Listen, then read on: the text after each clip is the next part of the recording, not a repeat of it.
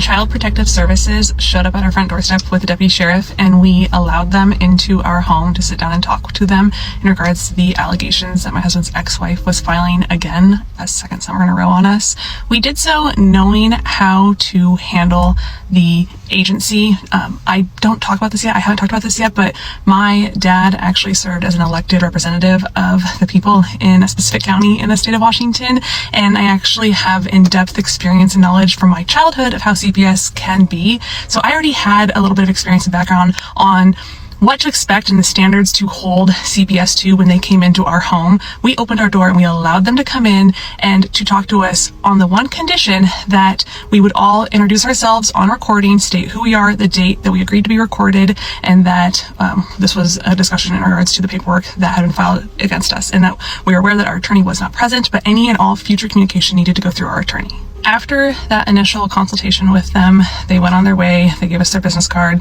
They were going to reach out to the guardian ad litem and also my daughter's counselor, who she had been seeing on a regular basis while she was at home living with us in the state of Washington and wasn't seeing a counselor back in Wisconsin. And that those two things right there, having a guardian ad litem and having that counselor that was able to testify to having an in-depth relationship with my daughter and seeing her on a weekly and then an every other weekly basis, was a really good baseline for CPS to understand who we were as parents and who she was when she was here in the state of Washington with us. Because the ex-wife went ahead and filed these allegations on record with CPS here in the state of Washington and had maneuvered the court case not just from a family court problem and turned it into potentially criminal charges, she made it so that it opened up an entire new venue for herself, but also for us. Once CPS and the deputy was gone, we called our attorney back in Wisconsin, and we had actually called her before we sat down to talk with CPS and with the sheriff to say, hey, these guys are here, how do you want us to proceed? And she's the one that kind of talked us through some of this stuff too. So she was fully aware that we had done that.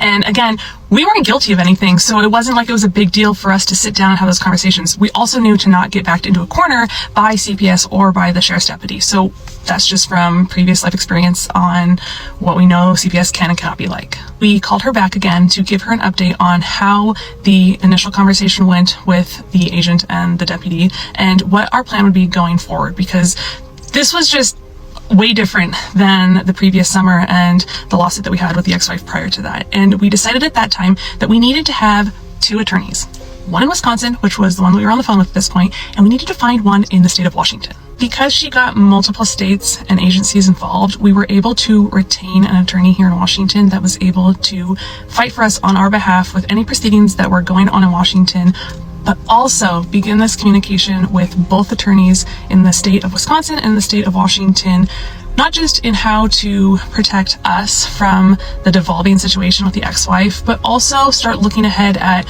what we can do to be preventative in what's going on with our daughter when she's back visiting her bio mom. At this point, we have two attorneys that we're paying attorney bills for, and we're going through all the interviews, all the conversations. The emergency declaration is still in place where we have zero contact with my daughter. We can't reach out to her. We can't communicate with her. We have no idea what she's going through back in Wisconsin. We can't even know about it at this point.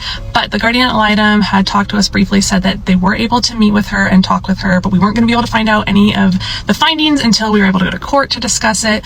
The CPS agent discussed with us at length everything that they had found. They went through and reviewed all the court documents from previous lawsuits and previous allegations that she'd made in the last decade of my daughter's life. And we were just in this feeling good on how things were progressing.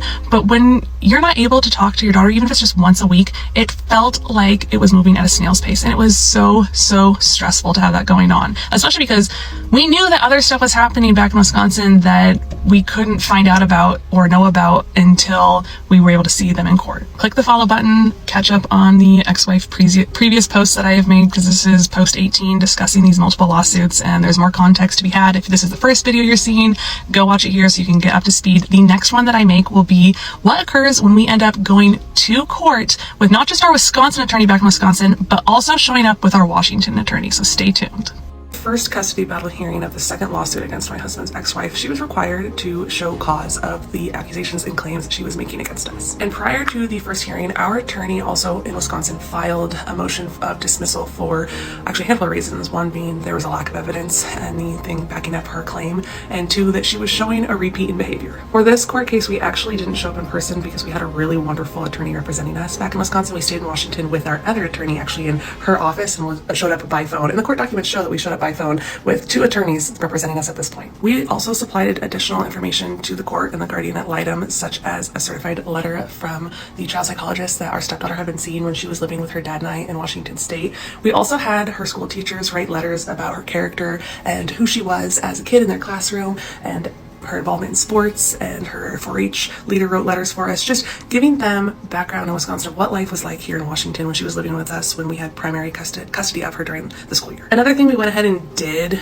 just out of preemptive measures, and I don't feel like needed to be done personally, but as a preemptive measure to show good faith to the court, is that Mike took an online anger management course and passed with flying colors. Because one of the things that my husband's ex-wife loves to try and still ingrain into my daughter's brain, or my husband and my daughter's brain, my stepdaughter, just so everyone understands this is the first time you're watching this video, that her dad, my husband, her mom's ex-husband, has this bad anger management issue that just makes living life really scary. And just as an additional preemptive measure, our attorneys were like, go ahead and take the anger management class. Let's submit that you pass out with flying colors, just so that you show good faith to the courts that you're willing and able to do whatever it is to make sure that you are the best home between the 2 situations. And it does irritate me when I have to talk about that part, because the ex-wife still tries to manipulate this whole anger thing, and it affects our current life now with how she chooses to be involved or not be involved for our grandson, our daughter's son. We'll probably eventually talk about that, since we do still kind of see her every once in a blue moon because of our grandson.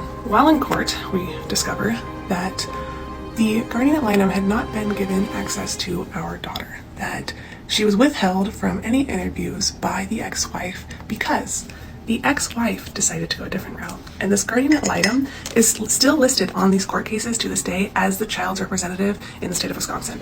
She decided that instead of going the route that the court expected her to go with any kind of accusation like this, that she was going to have her family member that lives on the reservation, that is some kind of potential psychologist, counselor, there was no actual official title for this woman, sit down in a room that looked more like a jail cell than it did in a comfy counselor's office, and grilled our daughter about the accusations that were being made against us. There is over 20 hours of video footage of this occurring. She not only tried to submit that video footage as evidence, she also wanted the person who did the questioning to be someone who could testify on behalf of the child. The judge was pissed with the ex-wife when he found out that the child had just undergone an intense amount of questioning by someone who the courts didn't deem as an appropriate advocate for the child, that she's on recording with it, that her father had no idea that this was going on, and that the ex-wife would not allow the guardian ad litem access to our daughter.